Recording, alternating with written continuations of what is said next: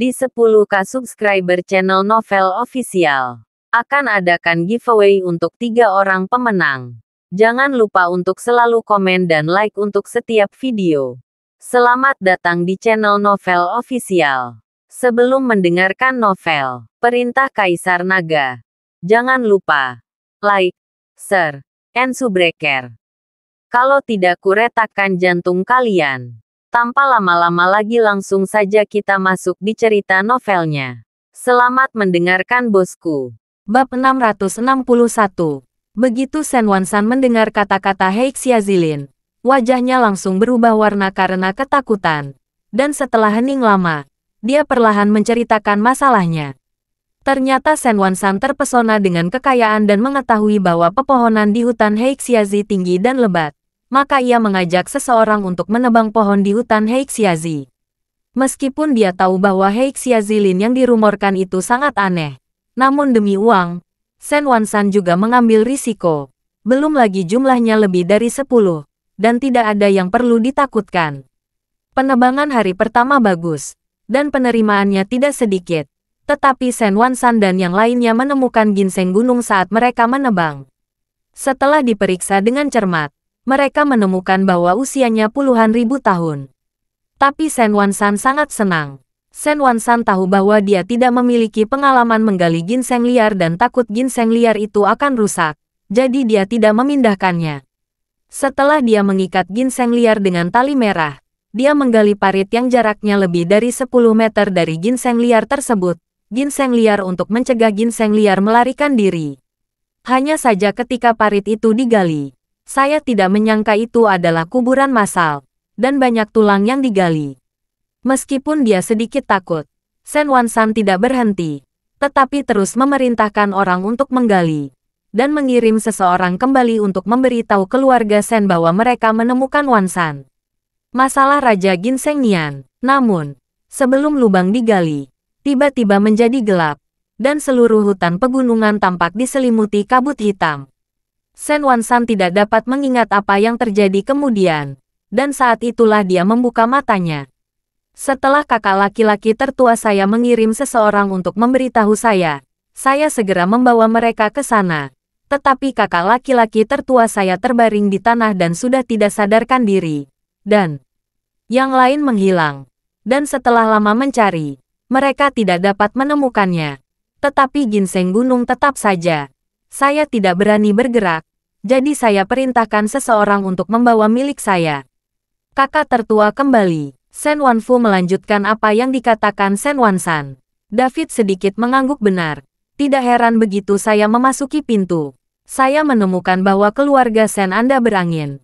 Dan itu benar-benar menggali kuburan leluhur seseorang.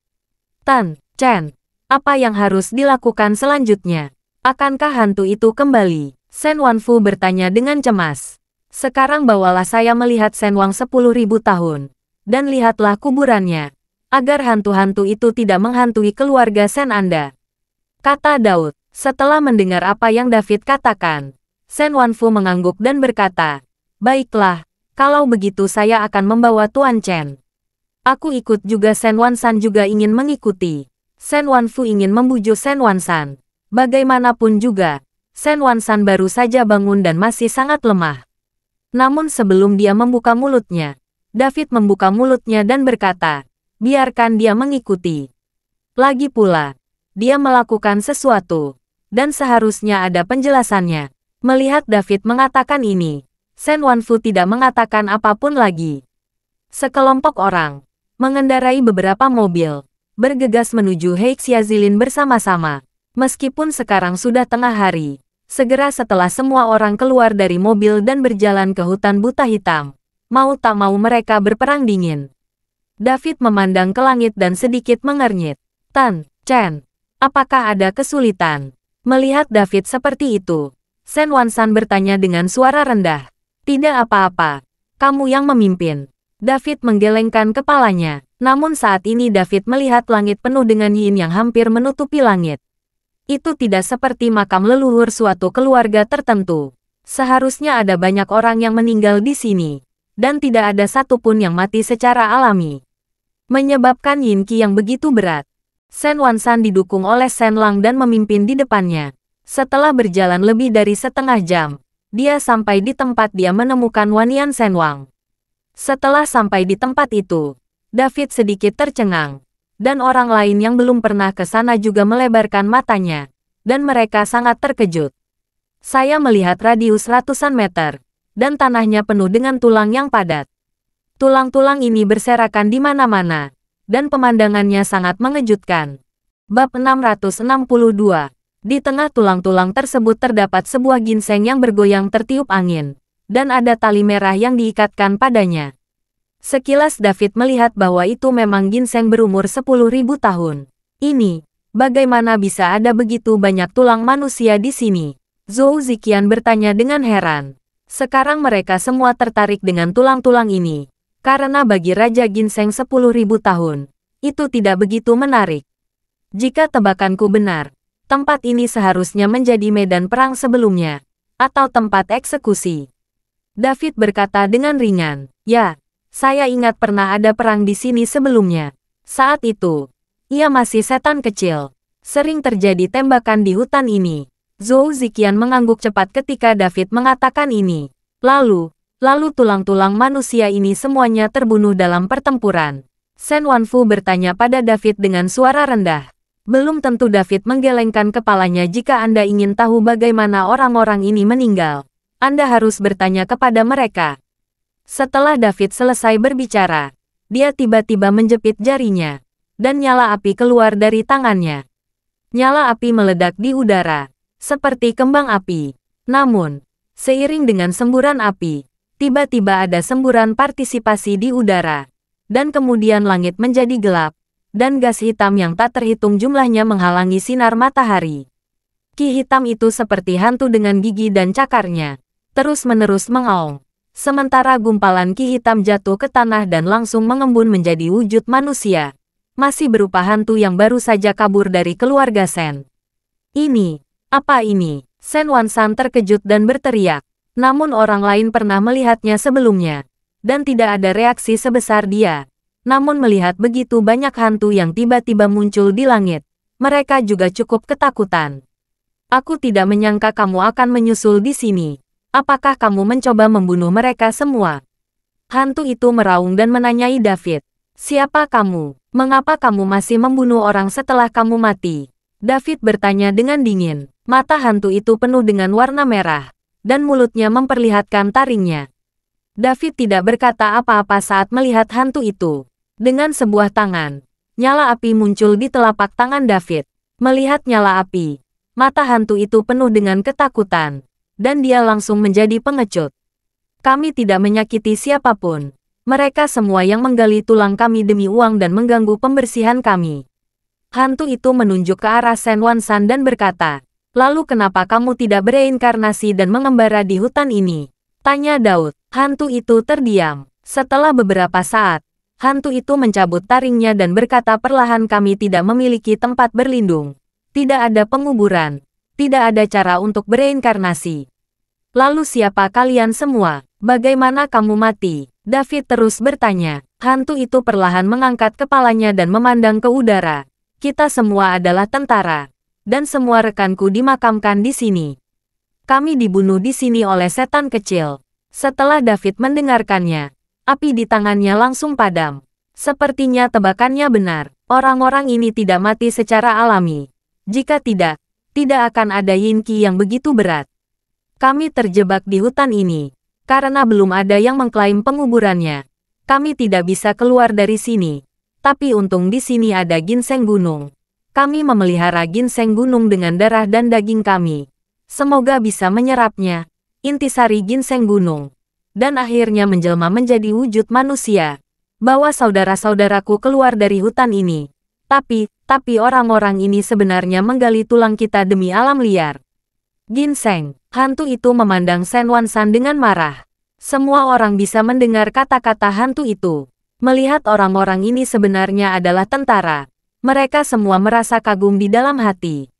Memikirkan sisa-sisa prajurit ini, mereka dibuang kemana-mana. Bahkan anggota keluarga Shen pun melihat Shen Wansan. Matanya patuh. Bahkan Shen Lang tidak terkecuali. menatap ayahnya dengan amarah di matanya. Bab 663. Merasakan tatapan semua orang.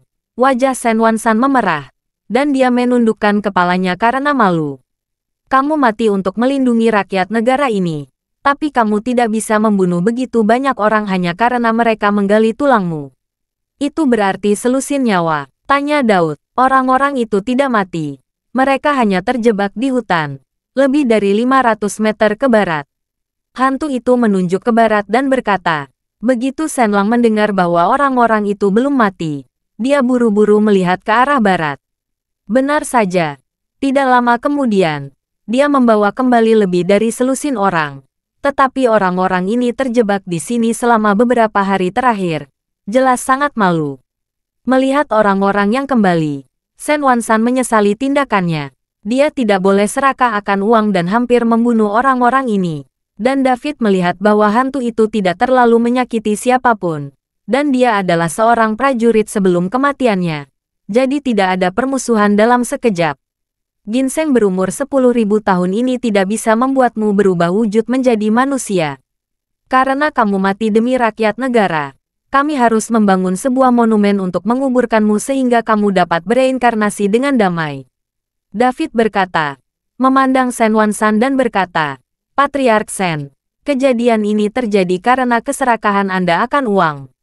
Apakah Anda ingin membayar untuk membangun kuburan prajurit-prajurit yang mati itu, dan menyapu makam mereka untuk dipersembahkan? Aku akan melakukannya. Aku akan. Shen Wansan mengangguk lagi, dan langsung berlutut di tanah. Saya bersedia mengeluarkan uang untuk membangun kuburan di kaki gunung, agar masa depan generasi akan mengingat para pejuang ini. Shen Wansan menangis dengan sedihnya. Terlihat bahwa dia sangat menyesalinya. Dan semua orang di keluarga Shen berlutut satu demi satu. Merupakan dosa bagi keluarga Shen mereka untuk melakukan hal seperti itu. Sebagai seorang pemuda, wajah Shen Lang memerah karena malu dan jatuh ke tanah dengan keras. Shen Lang berkata, Tuan Chen, saya akan segera memerintahkan sisa-sisa prajurit ini untuk dikumpulkan dan dibangun dalam waktu setengah bulan. Pemakaman yang bagus. Mereka telah dilupakan oleh dunia selama beberapa dekade. Mereka tidak boleh dilupakan lagi. Saya bersedia menjaga mausolem untuk mereka selama 3 tahun. Berpikir bahwa ayah saya melakukan penebusan. Melihat sikap keluarga Shen, David mengangguk sedikit, lalu memandang hantu itu dan berkata, sekarang mereka bersedia membangun kuburan untukmu. Prestasimu akan dikenang oleh dunia. Kamu dapat yakin dan tidak berjalan-jalan. Hantu itu melihat sikap semua orang di keluarga Shen. Dan tiba-tiba sederet darah dan air mata mengalir. Dan Yang Tian berteriak, saudara-saudara, pernahkah kamu mendengar? Kami belum dilupakan. Dan sekarang kami bisa pergi dengan damai. Dengan raungan hantu tersebut, sepertinya ada semburan respon di udara. Lalu kabut hitam menghilang. Dan matahari bersinar masuk dan menerpa hantu tersebut.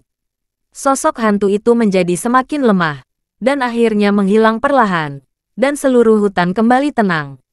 Jika bukan karena mayat berserakan di tanah, dan ginseng raja 10.000 tahun, semua orang akan mengira itu sama dalam mimpi. Terima kasih Tuan Chen karena telah menyelamatkan hidup Anda. Shen Wansan bersujud kepada David. Semua orang di keluarga Shen juga bersujud kepada David untuk berterima kasih padanya. Meskipun David masih muda, mereka telah melihatnya dengan mata kepala sendiri.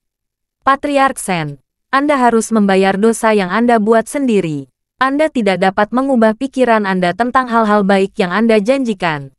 David berkata pada Shen Wansan. Shen Wansan tersipu, tidak. Sama sekali tidak. Saya akan mencari seseorang untuk bekerja sekarang untuk mengumpulkan sisa-sisa prajurit ini. Patriark Shen, masalahnya sudah selesai. Mari kita bicara tentang harga Raja Ginseng berusia 10.000 tahun. Lagi pula, kamulah yang menemukan Raja Ginseng ini. David di sini untuk bergabung dengan Raja 10.000 tahun. Dan sekarang kita berbicara tentang bisnis.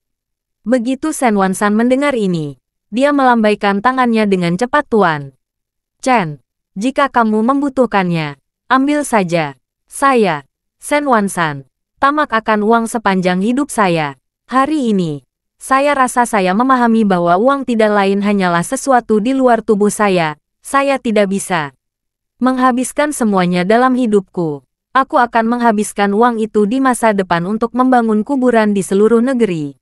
Dan aku juga akan mencari keluarga para prajurit itu untuk membantu mereka.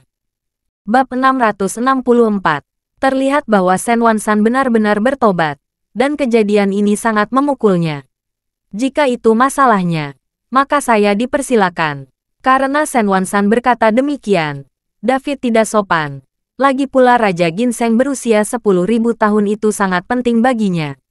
Tan Chen, aku akan mengirim orang dari rumahku. Saya khawatir perlu beberapa hari untuk menggali Raja Ginseng 1000 tahun seperti ini. Saya harus berhati-hati saat menggali.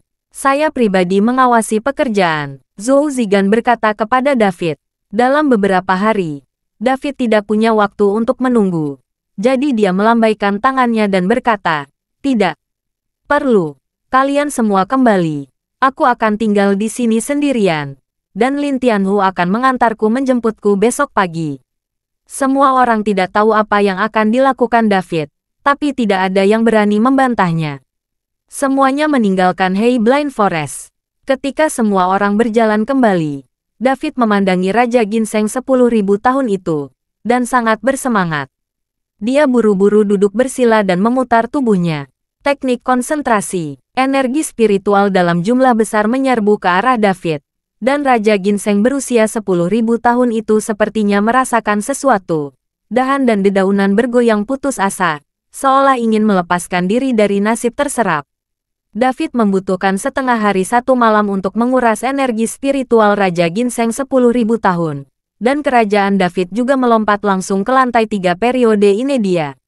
Ketika David membuka matanya, dia merasakan kekuatan tirani sekali lagi, melihat sekeliling hutan. Dengan Raja Ginseng 10.000 tahun, kekuatan David hanya meningkat 2 tingkat selama masa puasa.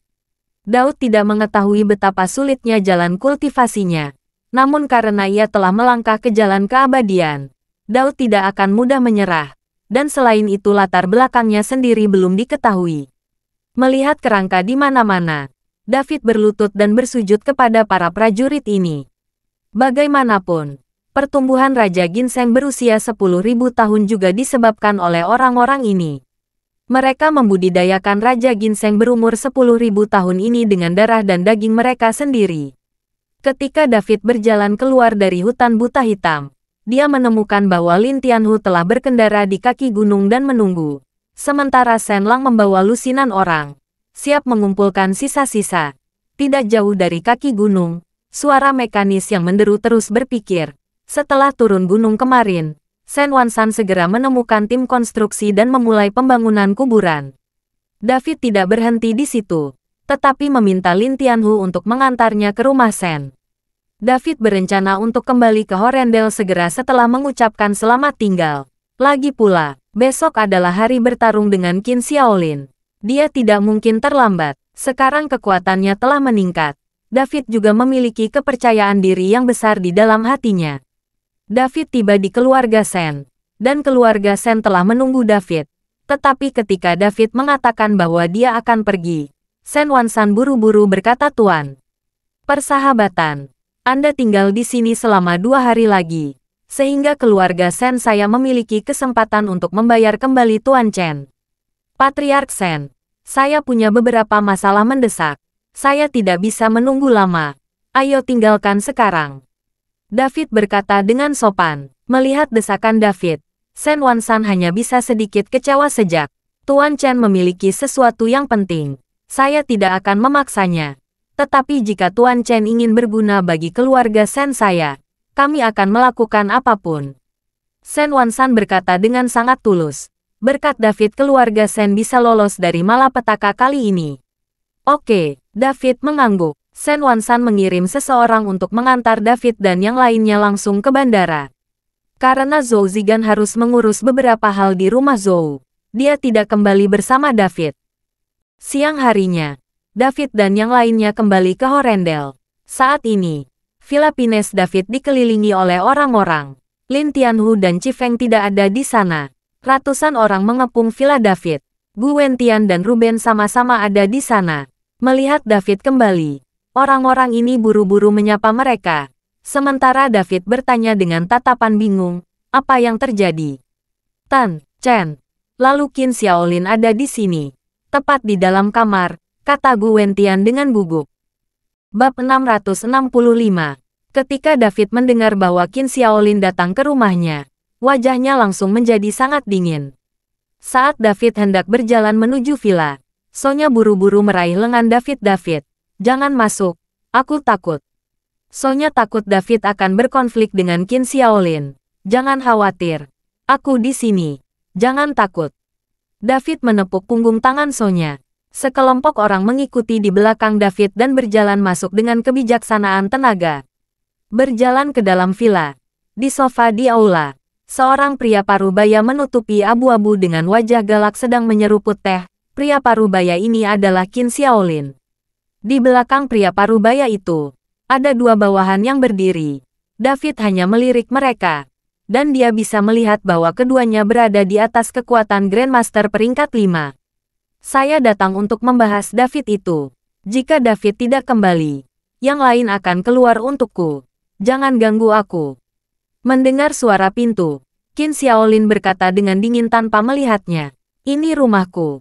Menurutku kamulah yang harus keluar. David sedikit mengernyit. Mendengar ini, Qin Xiaolin meletakkan cangkir tehnya, menoleh perlahan, dan melihat ke arah pintu. Ketika dia melihat David, dia jelas terkejut. Kamu adalah David? Qin Xiaolin bertanya. Ya, saya David Chen yang membunuh putra Anda, membunuh keponakan Anda, dan melukai saudara Anda. David merasa marah saat melihat penampilan Qin Xiaolin yang menarik-narik. Dia sengaja mengatakan ini untuk merangsang Qin Xiaolin. Benar saja. Ketika Qin Xiaolin mendengarnya, amarahnya tiba-tiba meningkat. Cangkir teh di dekatnya pecah, dan Qin Xiaolin juga berdiri saat ini. Seluruh aula langsung ditutupi oleh aura pembunuh Qin Xiaolin. Aura pembunuh yang menakutkan dan berdarah langsung membuat semua orang masuk ke dalam villa misalnya. David memandang Qin Xiaolin. Tubuhnya sedikit gemetar, dan kekuatan spiritual yang agung terpancar. Langsung berbaring orang-orang di belakangnya, menahan momentum Qin Xiaolin. Melihat ini, Qin Xiaolin sedikit mengernyit, tetapi dengan cepat mendapatkan kembali momentumnya. Patriark Qin, karena Anda telah mengeluarkan surat tantangan, Anda dapat berkompetisi di arena besok. Mengapa Anda ingin mencari rumah hari ini? Aturan dunia persilatan, jika sudah mengeluarkan surat tantangan, tidak akan menjadi bencana bagi istri dan anak. Gu Wentian dan Qin Xiaolin adalah kenalan lama. Saya pikir Qin Xiaolin masih akan menyebut Gu Wentian sebagai paman kuno. Bagaimanapun, keluarga Qin berkembang di Kyoto, dan Gu Wentian tidak kehilangan banyak usaha. Tapi sekarang, Gu Wentian sedang berbicara dengan Qin Xiaolin, dan Qin Xiaolin hanya menatap ke arah Gu Wentian dengan dingin, dan tidak memperhatikannya sama sekali. Jelas meremehkan Gu Wentian. Meskipun Qin Xiaolin tidak berbicara, salah satu pria di belakang Qin Xiaolin mengambil langkah maju. Apa yang tuan kita lakukan? Bukan giliran orang tuamu yang menuding. Perkataan para pelayan keluarga Qin membuat wajah Gu Wentian memerah. Dia berpikir bahwa belum lagi para pelayan keluarga Qin, bahkan pemilik Qin Xiaolin tidak akan berani berbicara dengannya seperti ini. Tetapi sekarang zaman telah berubah. Keluarga Qin adalah satu-satunya. Semua orang di bawah namanya berani berteriak pada Gu bertanya. Meskipun Gu Wentian marah, dia tidak berani mengatakan apapun. Bagaimanapun, memang begitu. Berbeda sekarang. Keluarga Gu sedang mengalami kemunduran, dan dia tidak memiliki kekuatan untuk bertarung dengan keluarga Qin. Kamu seperti apa? Jika bukan karena bantuan kakekku saat itu, keluarga Qin akan menjadi sampah sekarang. Melihat kakeknya marah, Gullinger langsung marah dan langsung meninju pelayan keluarga Qin. Kekuatan Gullinger seperti anak berusia 3 tahun di depan kekuatan tuan dari pelayan keluarga Qin. Melihat Gullinger berani menyerang dirinya sendiri, wajah pelayan keluarga Qin juga menunjukkan pelanggaran yang sama. Terima kasih sudah mendengarkan cerita novel Perintah Kaisar Naga. Sampai jumpa di cerita selanjutnya.